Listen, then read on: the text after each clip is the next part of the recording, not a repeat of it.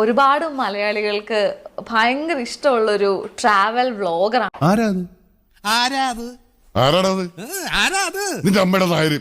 Hitch hiking nomad Maheenas. നമസ്കാരം. നമസ്കാരം.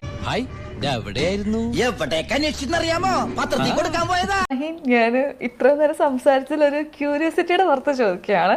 Strictly personal ആണ്, അത് എന്റെ സ്പേസ് അല്ല. എന്നാലും ഞാൻ ചോദിക്കും,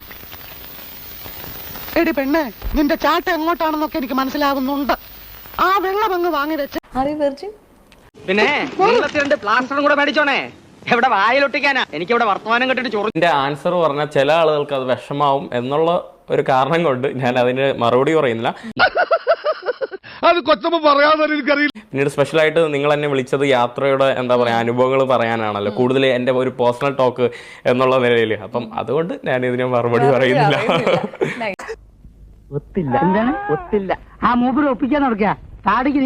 നമുക്ക് കുറെ ബേസിക് നീഡ്സ് ഉണ്ട് അല്ലെ.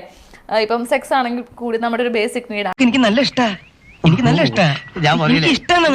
അപ്പൊ ഏതെങ്കിലും ഒരു സിറ്റുവേഷനിൽ കയ്യിൽ നിന്ന് പോവാറില്ലേ, അല്ലെങ്കിൽ നമുക്കത് തോന്നാറില്ലേ, അല്ലെങ്കിൽ അങ്ങനെ ഒരു മൊമെന്റ് സംഭവിക്കാറുണ്ടോ? അങ്ങനെ സത്യമാണെങ്കിലും എനിക്ക് അംഗീകരിച്ചു കൊടുക്കാൻ പറ്റുമോ?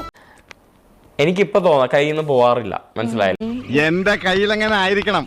മിനിമം ഒരു 500 ഡൈവേഴ്സ് കഴിഞ്ഞ് പിറ്റേ ദിവസം പെറ്റണിട്ടാണ്. ഭയങ്കരമായ ആള്.